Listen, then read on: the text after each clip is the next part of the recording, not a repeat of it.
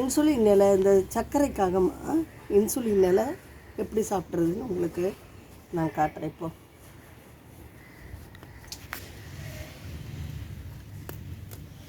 First கொஞ்சம் அதிகமாக இருக்குது அப்படின்னா அதுக்கு 3 இலை சாப்பிட்லாமா. ஃபஸ்ட்டு காலையில் மாலையில் 2 வேளையும் இது சாப்பிட்டுன்னு வரணும். இப்போ 3 இலை கழிக்கலாம் லேசாக.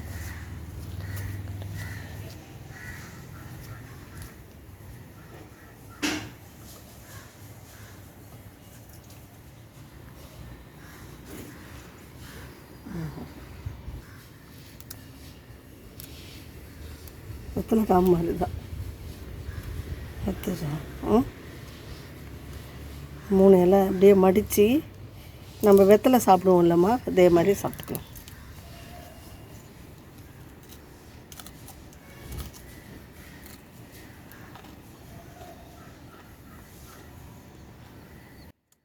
கொஞ்சம் புளிப்பு சுவையோடு இருக்கும்.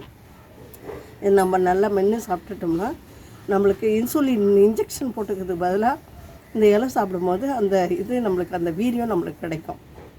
சீக்கிரமாகவும் நம்மளுக்கு சர்க்கரை குணமாகும். அந்த இன்சுலின் இலை வந்து கொஞ்சம் முத்தின இலை பறித்தோம்னா நிறைய நம்மளுக்கு இந்த இதெல்லாம் இருக்கும்.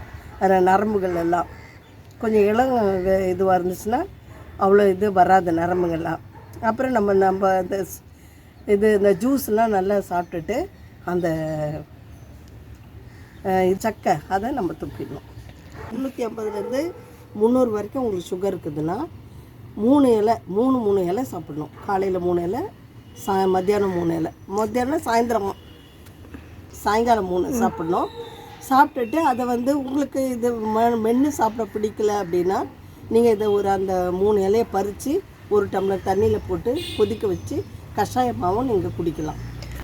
அப்போ அந்த 7 நாளைக்கு நீங்கள் இந்த இலை சாப்பிடும் போது முதல்ல நீங்கள் செக் பண்ணிக்கோங்க. சுகரை செக் பண்ணின்னு 7 நாள் சாப்பிட்ட பிறகு நீங்கள் திரும்பி செக் பண்ணும்போது உங்களுக்கு சுகர் லெவல் வந்து கம்மியாக இருக்கும். அப்போ நீங்கள் இலையோட அளவை கம்மி பண்ணிக்கலாம். 3ன்றது 2. அதுக்கப்புறம் திரும்பி 1 வாரம் பொறுத்து திரும்பி கம்மி ஆயிடுச்சுன்னா திரும்பி ஒன்று சாப்பிட்லாம். நீங்கள் சுகருக்காக நம்ம அலோபதி இல்லை இது மற்ற எந்த வைத்தியத்தையும் நாடி தேடி ஓட தேவையில்லை நம்ம. அதனால் வந்து இது பாருங்களேன், இது இயற்கையை தந்த இயற்கை மூலிகை. நம்ம ஒரு சின்ன கன்று எடுத்து வச்சா கூட பாருங்கள் அழகாக பாருங்கள் நிறைய இது வந்திருக்குது பாருங்களேன். கண்ணு பாருமா, அதில் இருக்குதா முளைச்சி வருதா, இது இருக்குதா, இது இருக்குதா, அது இருக்குதா, பாரு இது வந்துடுச்சா, இது வந்துடுச்சா, அதை பாரு இதில் இப்போ பிடிங்கி வச்சோம், இதுலேயே வந்துடுச்சு பாரு, இந்த பாரு இதில் எல்லாம் வந்துன்னே இருக்கும். இது மாதிரி நம்ம பிடிங்கி வைக்க வைக்க இப்படியே அழகாக வந்துன்னே இருக்கும். இதில் வந்து சுகர் வந்து அதிகப்படியாக இந்த காலத்தில் பயப்படுறதே சுகருக்காக தான். ஐயோ சக்கரை வந்துடுச்சு நம்மளுக்கு என்ன ஆகுமோ அப்படின்னு சொல்லி பயப்படவே தேவையில்லை.